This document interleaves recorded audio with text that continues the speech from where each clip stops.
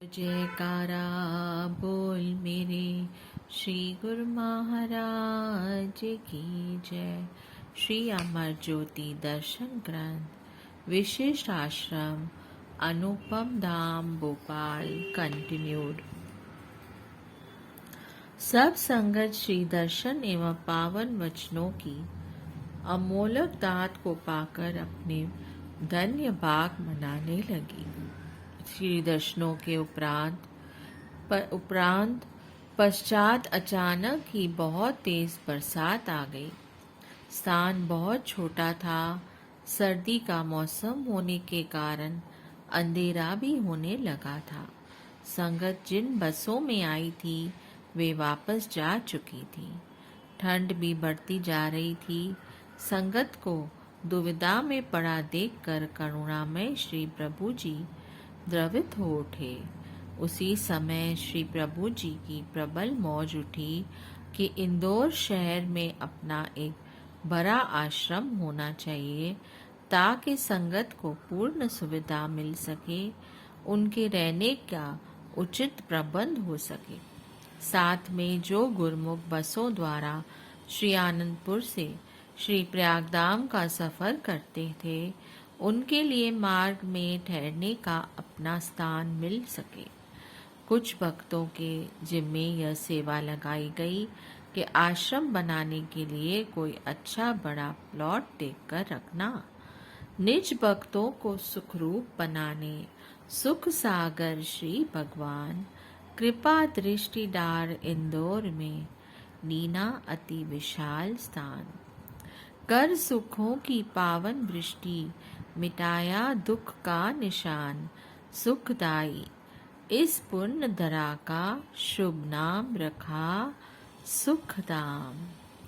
महाप्रभु जी ने वहां से श्री आनंदपुर में कृपा फरमाकर नव सम्मत और वैसाखी का पर्व बड़ी धूमधाम से मनाया। हजारों की संख्या में संतों ने आकर भक्ति और रूहानियत का लाभ उठाया। महापुरुष जिस काम का बेड़ा उठा लेते हैं उसे अपने दृढ़ संकल्प से अवश्य पूर्ण करते हैं। पर्व के पश्चात आपने पुण्य श्री प्रयागधाम का कार्यक्रम बनाया। मार्ग में इंदौर रुके। वहां भक्तों ने कई स्थान दिखाए, लेकिन आपको कोई भी जगह पसंद नहीं आई। आपने फरमाया, आगे चलो। मांगलिया रोड पर आए तो वहां कुछ व्यक्ति खड़े दिखाई दिए। उन्हें पास बुलाकर पूछा कि यहाँ कोई जमीन बिकाऊ है। उनमें से एक व्यक्ति ने कहा कि वह अपनी जमीन बेचना चाहता है। महाप्रभु जी ने तुरंत ही उसे अपनी कार में बिठा लिया। वहां से थोड़ी दूरी पर ही उसकी काफी जमीन थी। उस स्थान को आश्रम के लिए उपयुक्त जानकर बात पक्की कर ली गई। यह सब काम इतनी शीघ्रता और सरलता से हो गया मानो प्रकृति ने सारी व्यवस्था पहले से ही कर रखी हो। महात्मा जनों ने उस स्थान का निरीक्षण करके विनय की कि प्रभु, यहाँ तो एक बूंद पानी की नहीं। महाप्रभु जी ने फरमाया, पानी का प्रबंध तो बाद में हो जाएगा। मई मास सन 1979 में इस जमीन को खरीदकर महात्मा आत्म योगानंद जी ने इसकी रजिस्ट्री करवा दी। बस फिर क्या था। महाप्रभु जी ने सेवकों के लिए सेवा के अकुट भंडार खोल दिए। सेवा ही सेवकों के कल्याण का साधन है। अतः सेवकों के तो भाग्य जाग गए। आश्रम की रूपरेखा तैयार करवाकर श्री प्रभु जी ने महात्मा ज्ञान विचारानंद जी को शीघ्र इस आश्रम का निर्माण कार्य आरंभ करने का आदेश दिया। स्वयं भी वहां 15-15 दिन तक ठहर कर सेवा करवाते, जबकि वहां रहने के लिए कोई स्थान नहीं बना हुआ था। आरंभ के दिनों में एक बस की सीटें हटाकर उसे कमरे का रूप दे दिया गया जिसमें त्रिलोकीनाथ भगवान विराजमान होते। सेवकों के रहने के लिए टेंटों का प्रबंध किया गया। सत्य तो यह है कि महापुरुषों का अपने सेवकों से अतुलनीय प्रेम होता है। वे सदैव अपने सुकोमल तन की परवाह किए बिना अनवरत परमार्थ में संलग्न रहते हैं। परम संत श्री कबीर साहब जी अपनी वाणी में महापुरुषों की परोपकारिता का वर्णन करते हुए कथन करते हैं, साध बरे परमार्थी गण जो बरसे आए, तपन बुझावे और की अपनों पारस लाए। अर्थात संत महापुरुष परमार्थी होते हैं, सदैव परोपकार में संलग्न रहते हैं।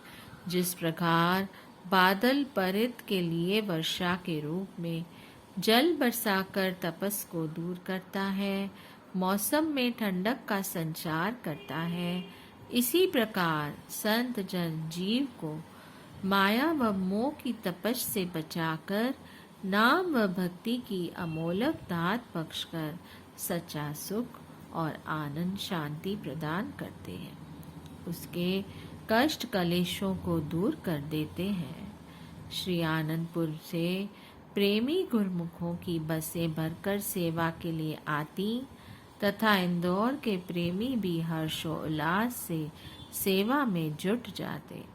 उन दिनों महाप्रभु जी ने जो खुशियां और श्री दर्शन की दिव्य दात व अनुपम लीलाएं दिखाई, उनका जीवा से वर्णन नहीं किया जा सकता।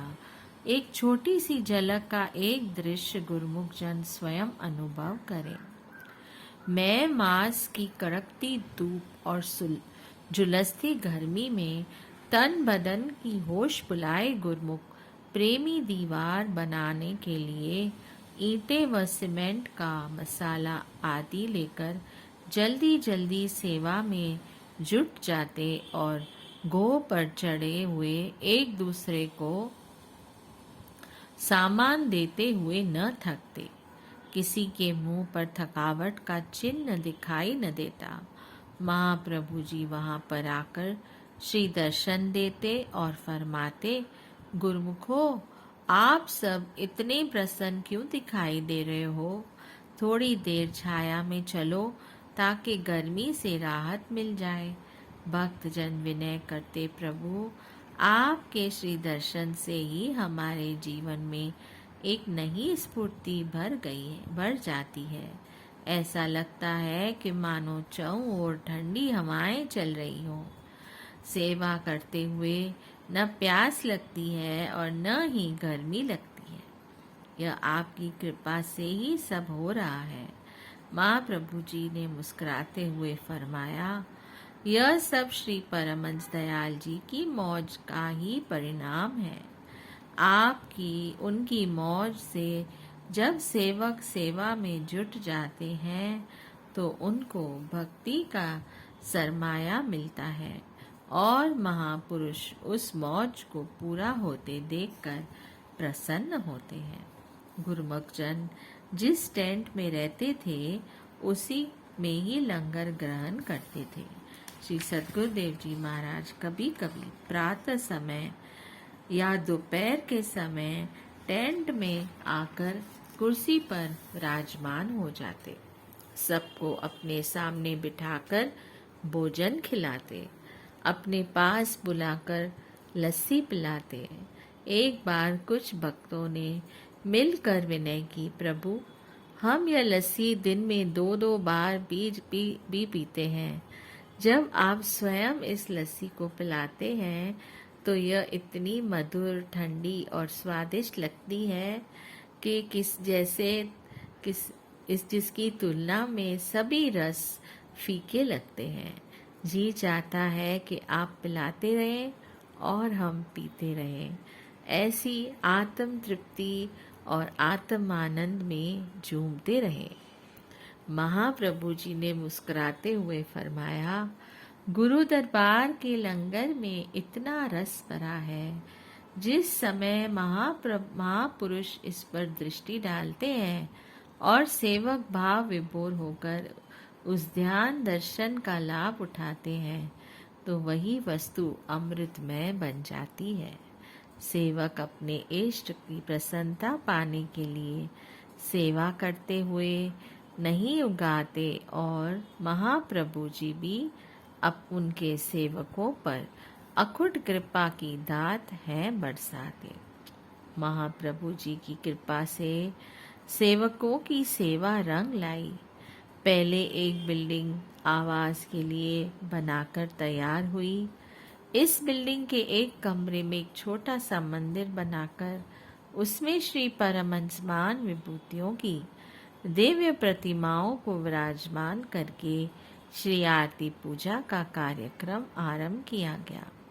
भाइयों के आवास के लिए भी एक बिल्डिंग तैयार करवाकर श्री सद्गुरुदाता दयाल जी ने दिसंबर सन 1979 में श्री मंदिर की नींव का उद्घाटन किया। सेवा के अनुपम दृश्य, दिन रात सेवा में होश गंवाए हुए अनूठी खुशियों से सराबोर प्रेमी जनों के चेहरे, श्री सद्गुरुदाता दयाल जी का अपार स्नेह और कृपा की बरसात, इन सब को देखकर तो जैसे सभी देवी देवता भी मंत्र मुक्त रह जाते। विश्वकर्मा भी श्री चरणों का चाकर बनने को आतुर रहता और अपने लिए सेवा की मांग करता, ताकि वह भी इन अलौकिक एवं दिव्याति दिव्य खुशियों और लीलाओं का रसपान कर सके।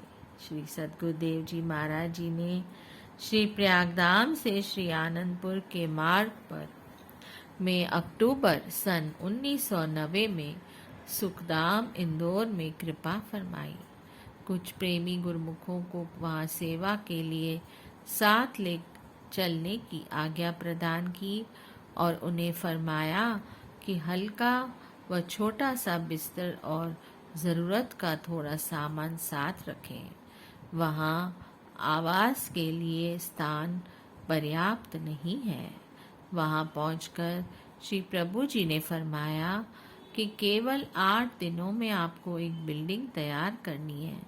उस समय न अधिक सर्दी थी न गर्मी। कुछ गुरुमुख श्री आनंदपुर से यहाँ पर सेवा के लिए पहुँचे हुए थे। आवास स्थान की कमी के कारण 15-20 गुरुमुख के लिए ही टेंट की व्यवस्था की गई। यह श्री प्रभु जी की लीला थी अथवा कुदरत की एक खेल जिसने यह दर्शा दिया कि माँ प्रभु जी को अपने सेवकों से कितना स्नेह और हित चिंता होती है। कुदरत चाहे उनकी सेवा में विघ्न डालने के लिए कितने ही यत्न करे, वह उन्हें एक पग भी पीछे नहीं हटा सकती। प्रथम दिन सेवा में संलग्न रहने के पश्चात रात्रि समय मौसम ने ऐसी भयानक करवट बदली, मानो पर्वतीय क्षेत्र से बर्फीली हवा शीत लहर बनकर वहां पहुंच गई।